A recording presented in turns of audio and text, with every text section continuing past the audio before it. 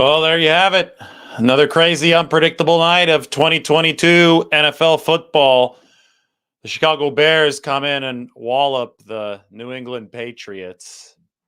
And Mac Jones is benched for Bailey Zappi. Now, that's crazy. And obviously, there's a lot of jokes, there's a lot of speculation. The problem for the Patriots is that when you bench your QB, and then the upstart underdog comes in and leads a couple touchdown drives, and everybody goes crazy. You're supposed to win the football game. You're not supposed to give up 20 something unanswered points and get blown out. But that happened. So it's just a total mess now in New England. Nobody knows what they're going to do with their quarterback situation moving forward. But I was trolling people a little bit. I said, how about that 49ers quarterback room next year of Trey Lance and Mac Jones? That's how you really know it's going to be the end times next year when everybody was arguing about Trey Lance, Mac Jones, Justin Fields. Just put them on the same team. Trey Lance and Mac Jones. Patriots don't need Mac Jones anymore. They can go to Bailey Zappi. Or the 49ers can really burn it all down and maintain the quarterback room of Jimmy Garoppolo, Trey Lance, and Mac Jones and see everybody's head explode next year.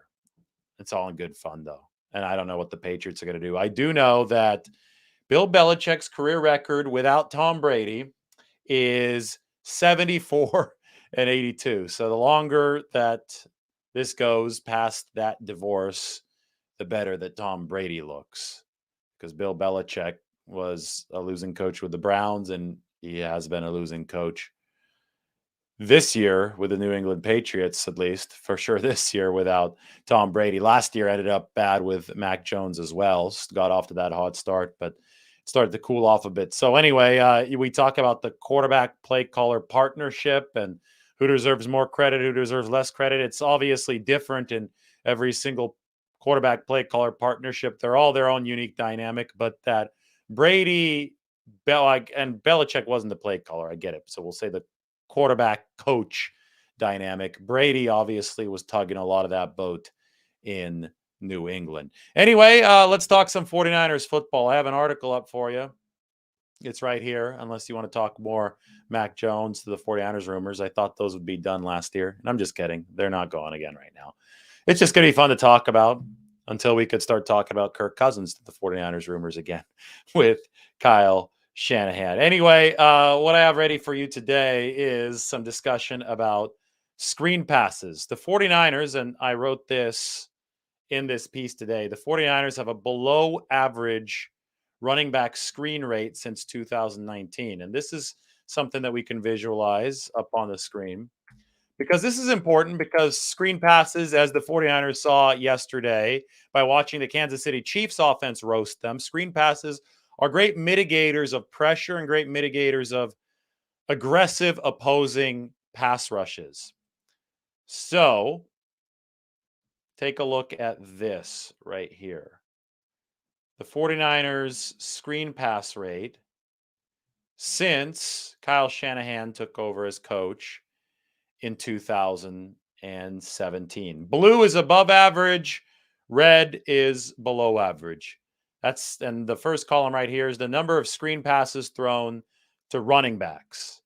In 2017, the 49ers ranked number 7 in football right after Kyle Shanahan showed up. They dropped down to number 23 with only 23 screens all year in 2018. Back up to number 10 with 36, more than they ran in 2017 and 2019. But the last 3 years, the 49ers have ran a below average amount of running back screens. Number 21 in 2020, down to number 24 last year. And this season so far, the 49ers have run only 7 screen passes to running backs. I don't think that's enough based on watching the 49ers try to handle pass rushes. And I'm watching the 49ers offense right now sputter a little bit. When we talk about the need to find rhythm, that often involves finding consistent success. Well, the 49ers, they haven't found consistent success. I'll give you something here. Success rate is the percentage of plays on which a team yields a positive EPA. The 49ers rank number 13 in success rate on first down, and they rate number 13 on success rate on third and fourth downs, which is a little bit above average. On second downs, the 49ers rank number 29 in success rate.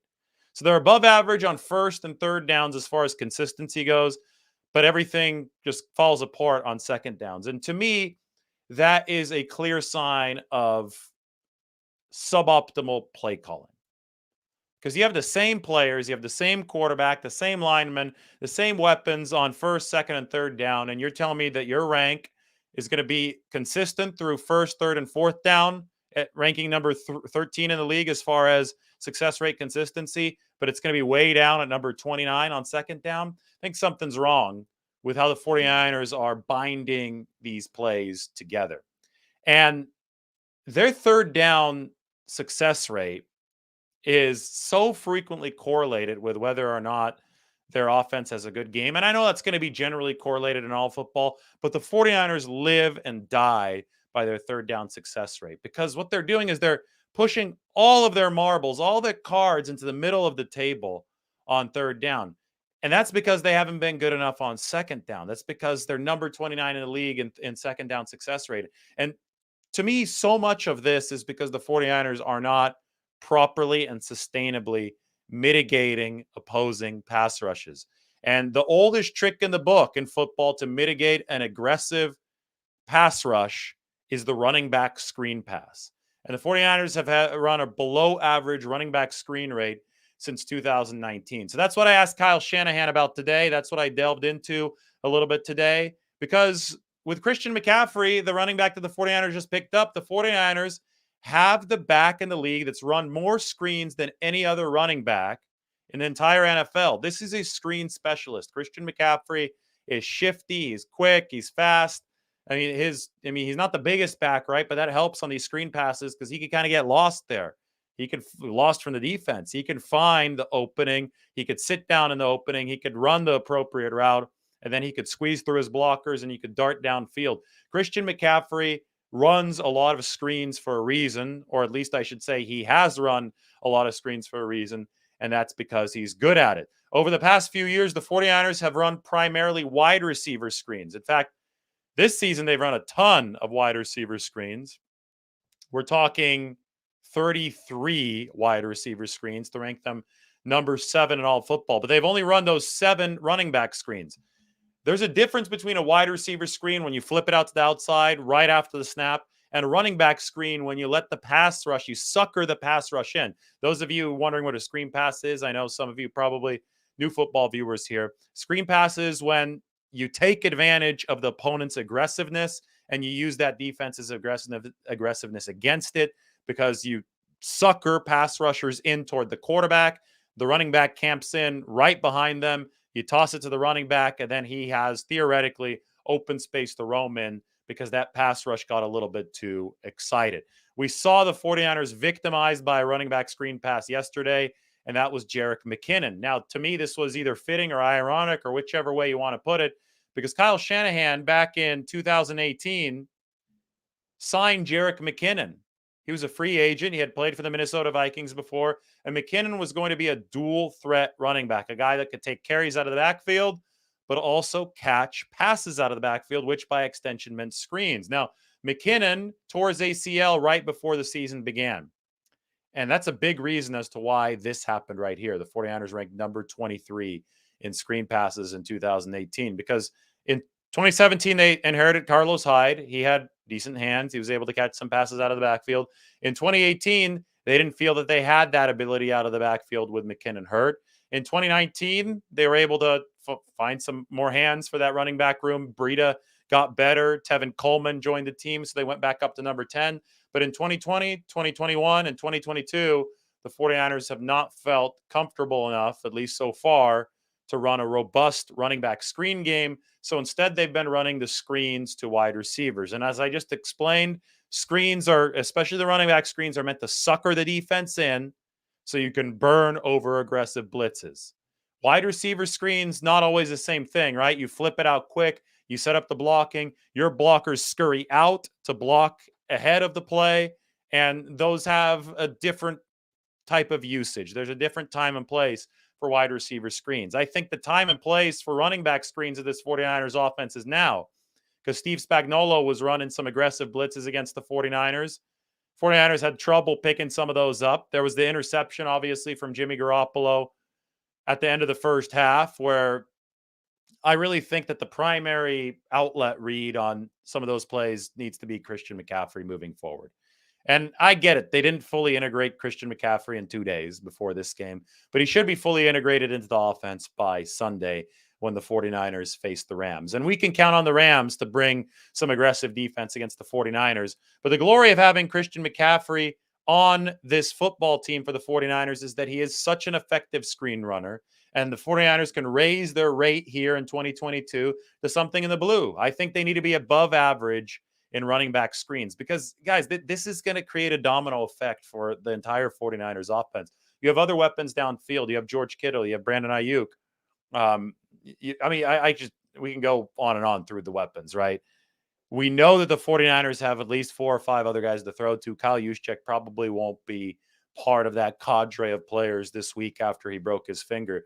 But if Christian McCaffrey is your consistent outlet man, and he's a dangerous outlet man, it's going to suck defenses into him. It will in turn open up the downfield passing game, one-on-one coverage downfield. We already saw it on the Ray McCloud touchdown for the 49ers to start the game against the Chiefs. 2 defenders followed McCaffrey slipping out of the backfield to the left. Jimmy Garoppolo was able to find Ray McCloud in single coverage to the right. So McCaffrey is going to be somebody who touches the ball a lot, but he's also going to be an effective decoy in these situations for the 49ers. And what screen passes can do is that it can take sting out of opposing blitzes and pass rushes that really seem to overwhelm the 49ers offensive line at times. The interior, I talked about it earlier, the interior O-line has delivered good protection for the 49ers.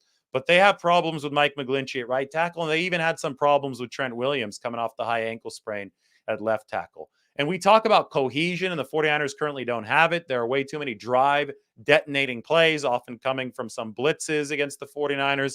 Well, a good chance to solve that is by making drive sustainers more sustainable.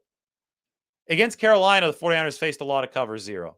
Jimmy Garoppolo beat a lot of cover zero with sensational throws downfield, the most famous being the one that he heaved up to Tevin Coleman as he got drilled, and Coleman made a great catch down the sideline.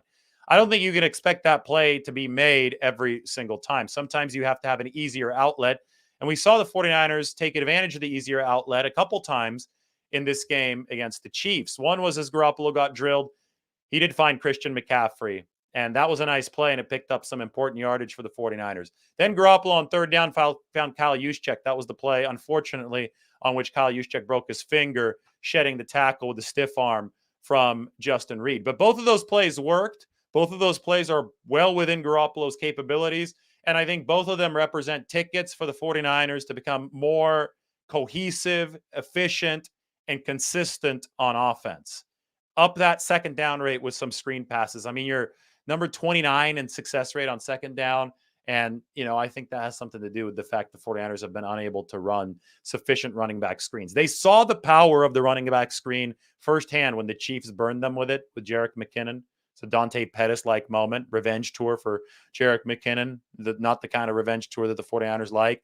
Well, the 49ers can start to utilize some of the benefits of screen passes themselves moving forward because screens can be an excellent pressure mitigator. I asked Shanahan about it today. If you want to see his quote, if you want to read what Kyle Shanahan said, make sure to subscribe to The Athletic and check this out in the comment section. There you go. Copy and paste. And go ahead and check that out. That is the article today. Obviously, you could sub. We got a lot of good content up as the 49ers get ready for the Rams. A couple other things for Kyle Shanahan today. Kyle Shanahan mentioned this. He thinks the lack of practice time hurt Charvarius Ward and others. And by others, I mean the guys who are on the injury list that didn't get the full amount of practice. That's Nick Bosa, Talanoa Hufanga, obviously on there. Hufanga missed 3 tackles in this game. Ward gave up 106 yards on 6 receptions and 6 targets.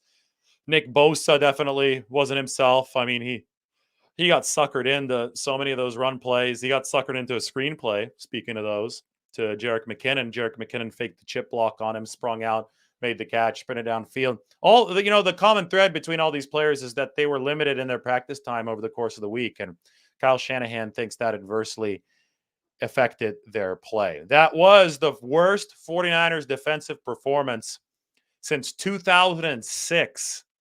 And, Mike Sando at The Athletic, he tracks and he uses all the EPA per play. 49ers defense EPA per play. He looked back to the year 2000.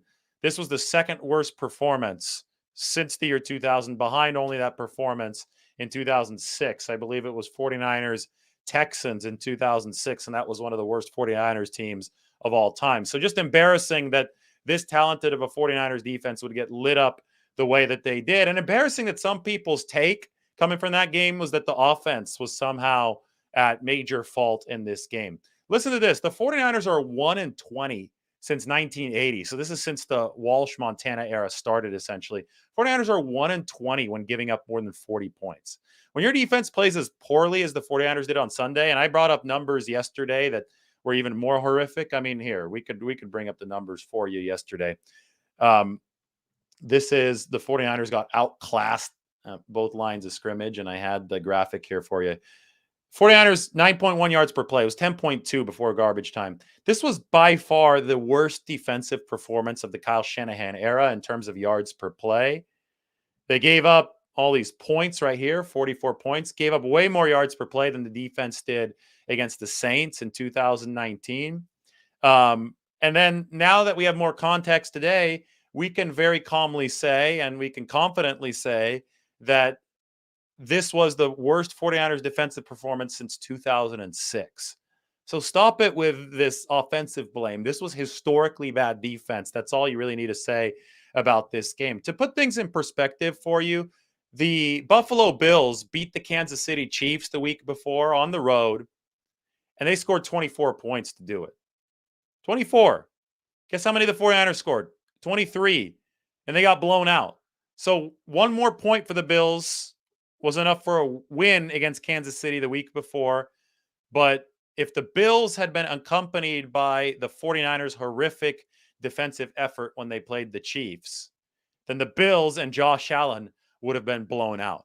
And I'm not so sure that people would,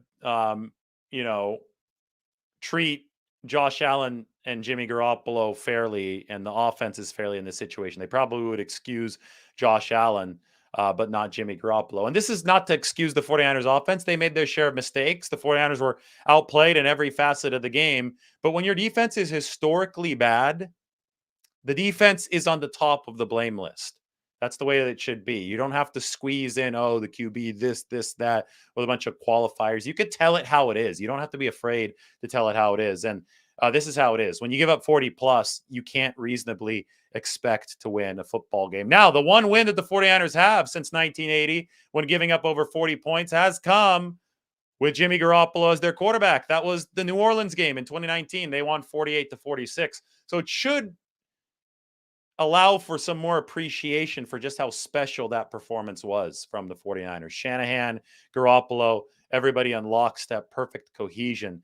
That was an awesome, awesome game at the New Orleans Superdome, and the 49ers were able to overcome the odds. You do not usually win when you give up 40 plus, but just hope that gives some perspective as we enter this week against the Rams, where the 49ers are going to face a worse offensive line. Although they've moved Alaric Jackson to left tackle now with Noteboom hurt. Some Rams people are saying he's better than Noteboom, who wasn't good. They're going to get Allen, their center, back. So maybe the Rams offensive line does improve a little bit over the unit that couldn't get much worse against the 49ers. That gave up 35 pressures and 8 sacks on Monday Night Football. But regardless, they're not the Chiefs. The Rams are not the Chiefs. Defensively, are they better than the Chiefs? Maybe. Right? The Rams aren't as good as they were last year defensively. They rank higher than the Chiefs on that side of the ball, but it's the 49ers are really stopping themselves more than anything. They've got so many weapons. McCaffrey now in tow. I know they won't have Kyle Juszczyk in all likelihood, but it's time for this 49ers offense to put up or shut up as far as the consistency goes, and I think a lot of that will start with better play calling and some screen passes, which Kyle Shanahan, as you'll read in this article, I asked him about it, and he hinted that the 49ers are going to run more screen passes, and they have had Aaron Donald's number in these regular season games, not the NFC Championship, in these regular season games. And I think that the 49ers can continue doing that. And if they do, they'll be back A-OK. They'll be 4-4 entering the bye week. So we'll see what happens in that regard. All right, maybe I take a couple questions and I get going. Let's see what you guys have here.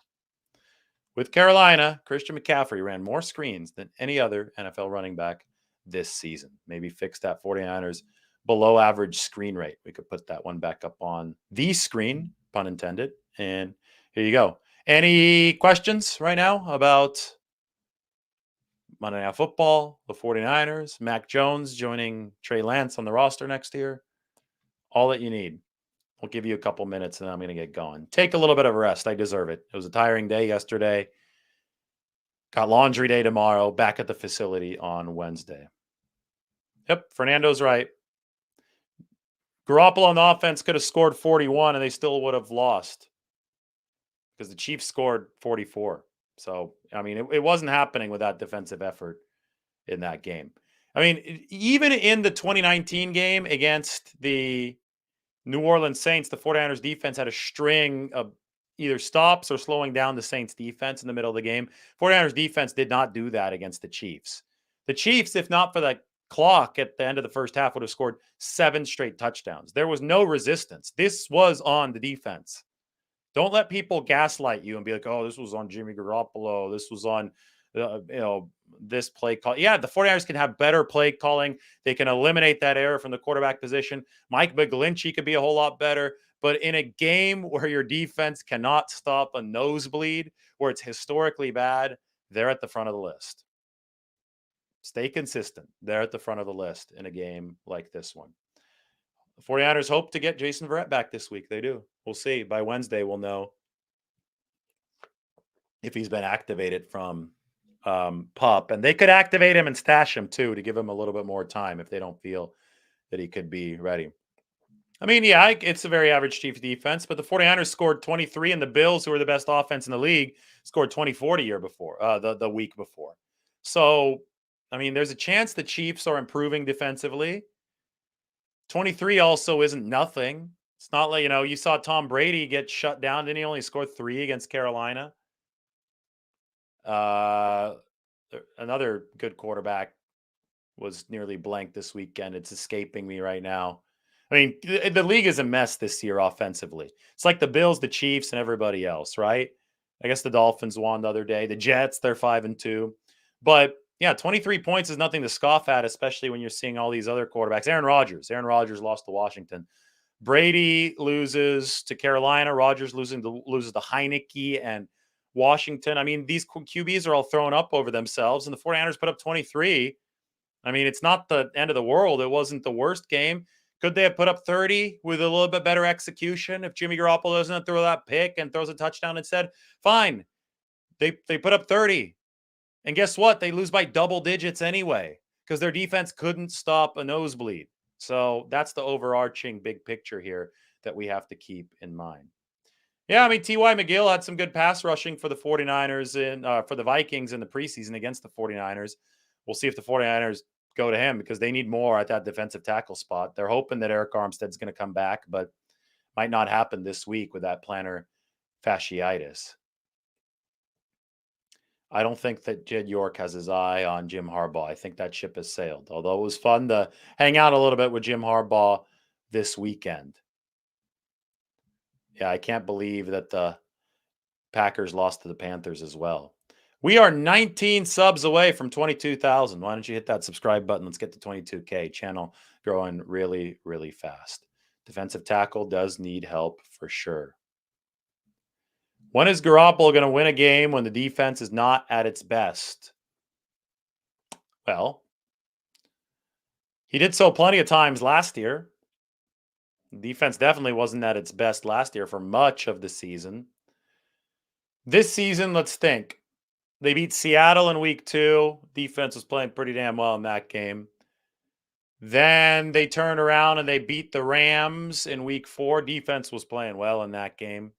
Then they turned around and they beat Carolina. Defense was not at its best against Carolina. Definitely it wasn't at its best against Carolina. That's when the defense started leaking oil. They didn't have Bosa for the entire second half of that game. Later on, Emmanuel Mosley got hurt. So Garoppolo's already done it this year against Carolina. He's done it plenty of times. That's one of those narratives that's a little too rigid for me. I mean, last year, the 49ers didn't turn the corner defensively until midseason. They won a couple games before then, obviously. And then, I mean, they weren't at their best against Cincinnati. They walked in there and won against the future eventual AFC champions. Garoppolo obviously played well there. They weren't at their best even against the Rams earlier in the season in week 10. They played well, but they weren't, I mean, the Rams still moved the football, and the 49ers needed to control the clock to win that game. This wasn't the 2019 Gold Rush defense for the 49ers. I mean, it's happened plenty of times with Jimmy Garoppolo. The defense has to play at a reasonable level, and that's the case for any quarterback, any QB, any team cannot have the opposing team scoring 40 plus and expect to win more than 2% of the time, probably even less than that. And that was ridiculous. The 49ers just didn't have a chance this other day.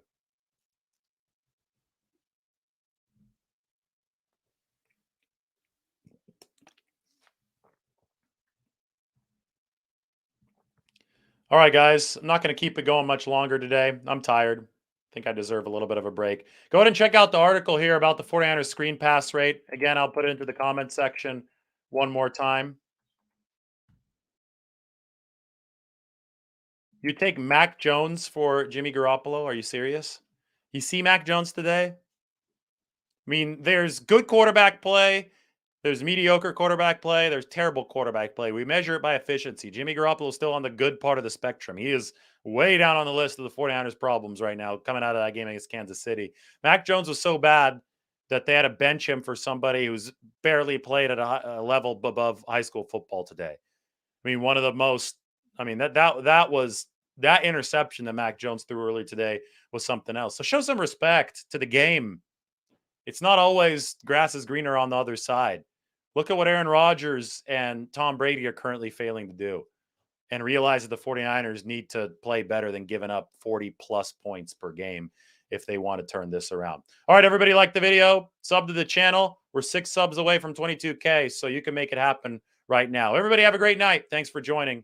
We will talk to everybody very soon. Thanks for subbing, and thanks for watching. Take care.